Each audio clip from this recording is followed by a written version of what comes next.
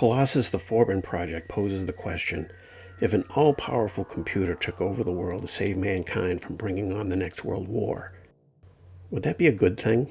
Dr. Charles Forbin is played by Eric Braeden, the Olivier of American soap operas, as he's played the same role on The Young and the Restless for about half a century.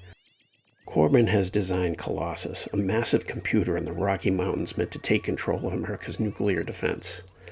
Colossus is sealed inside its mountain and cannot be shut down. There is no failsafe. It's like a serious version of Dr. Strangelove's Russian doomsday machine. If America is attacked, Colossus will nuke Russia and nothing can stop it. So of course, Russia won't attack. Right?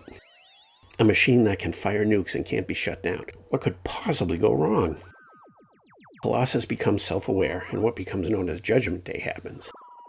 That's not true. Colossus is pretty damn smart. It discovers the Russians have their own such system, Guardian. In one of the most brilliant moves in human history, the Americans and Russians decide to link the two systems to see how they get along. Colossus, the Forbin project, becomes a story about artificial intelligence. Colossus is a lot smarter than its creator thought it could get. Colossus and Guardian prefer being linked up, because that way they can keep their eye on all those pesky humans who keep threatening to obliterate themselves and each other. When the link is cut, Colossus launches a nuclear missile at Russia, and Guardian launches one at the US. When the link is reestablished, our superior Colossus is able to shoot down the Russian missile, but you can't expect a bunch of ignorant peons to outsmart our missiles. The US missile takes out a Siberian town. The rest of the movie is about puny humans trying to outwit the superior machines. Colossus orders Forbin into seclusion, where the computer can monitor him. So he and one of his team, Dr. Cleo Markham, pretend to be in a relationship. That way they can exchange information while doing the deed. When Forbin tells Colossus of his needs, Colossus asks, "How many times a week do you require a woman?" "Every night," Forbin says.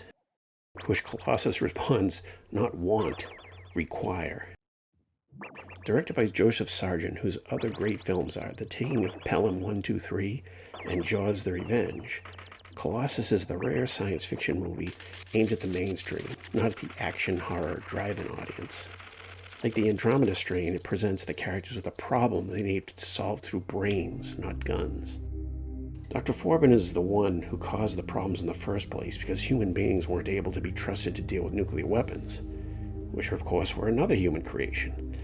Like Hal in 2001, Colossus sees killing people to achieve its goal as justified, all in a day's work towards its ultimate goal, a world of peace and perfection without disease, poverty, overpopulation, or famine.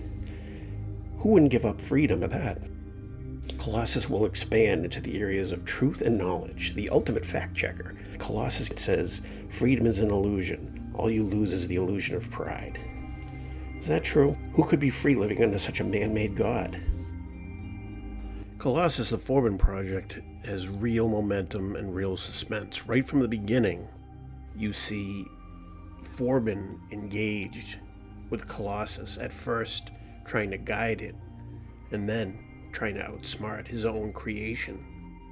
His relationship with his co-worker, played by Susan Clark, is pretty well done. Cleo seems like a nice person, maybe a little conservative, and she's embarrassed to be put in the position of having to pretend she's visiting Forbin for sex. He's so isolated now, and she obviously has feelings for him, so it's a pretty unique workplace love story.